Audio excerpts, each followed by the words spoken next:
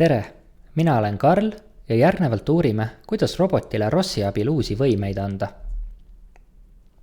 Et panna käima robotil võimekus, mis on punutud Rossi kimpudesse, saame kasutada kas siis ROS-Run või ROS-Launch käsku. Kuidas aga üldse jõuavad need Rossi kimbud meie robotit juhtivasse arvutisse? Selleks on mitmeid võimalusi. Esiteks saame oma robotile paigaldada varasemalt loodud tarkvara, umbes nii nagu paigaldame programme oma sülearvutisse või nutitelefoni. Teiseks saame Rossi abil ise luua uusi võimekusi.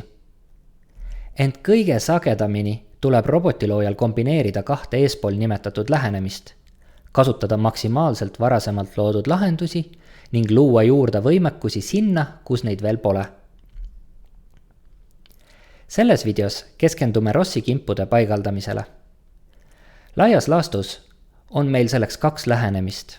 Esiteks, paigaldada varasemalt loodud Rossi kimpe nagu iga teist tarkvara Ubuntu Linuxile. Kõige mugavam on seda teha käsurealt töövahendiga apt. Selleks ei pea kasutaja tegema rohkem, kui sisestama käsureale sudo apt install ja kõige lõppu paigaldatava tarkvara nimi. Kui paigaldame Rossi kimpe, siis on käsk kujul sudo apt install ROS Noetic kimbu nimi. Näiteks sudo apt install ROS sidekriips Noetic sidekriips robotont sidekriips description. Teiseks saame varasemalt loodud Rossi kimpe kompileerida lähtekoodist, mille leidsime näiteks internetist. Selleks saame kasutada Rossi enda mugavustöövahendit Catkin. Kuigi esmapilgul võib tunduda kellegi teise koodi enda arvutis kompileerimine päris keeruline ülesanne, siis Catkini abil on kogu seda protsessi oluliselt lihtsamaks muudetud. Vaatamegi nüüd Catkini abil kompileerimist lähemalt. Kõigepealt, mis asi on kompileerimine? Mis tahes tarkvaral võib kirjeldada väga üldiselt kahte vormi, lähtekood ja kahendkood ehk binaar. Lähtekood on inimloetav, ent kahendkood on keel, mida mõistab arvuti. Seega on lähtekood alati tarvis muundada masinale arusaadavaks kahendkoodiks. Üks moodus on lähtekood kompileerida ja selle protsessi tulem on kahendkood ehk käivitatav fail. Inglis keeles võime siin kohata termineid executable või binary. Seega, kompileerimine on protsess, mille käigus genereeritakse lähtekoodi põhjal arvutis tegelikult käivitatav kahendkoodi fail. Ääremärkusena võime mainida, kui me paigaldame tarkvara töövahendiga apt, siis me laadime oma arvutisse juba valmis kahendkoodi failid. Kui me aga laadime oma arvutisse Rossi kimbu lähtekoodi, siis peame ise genereerima vajamineva kahendkoodi ja selleks kasutamegi töövahendit Catkin. Rossi kimpude kompileerimiseks on meil kõigepealt vaja nii-öelda Catkini tööruumi, inglis keeles Catkin Workspace.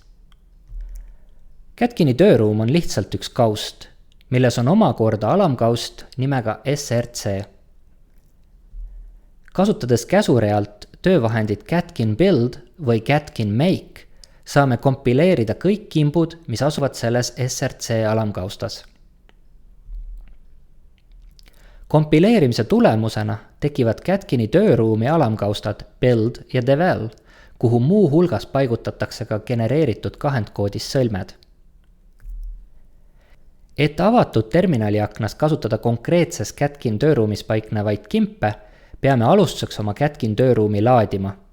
Seda saab hõlpsalt teha, laadides setup.bash skripti vastloodud Devel kaustast. Kui me vaatame Catkini tööruumi kui kausta, siis paikneb selles SRC alamkaust.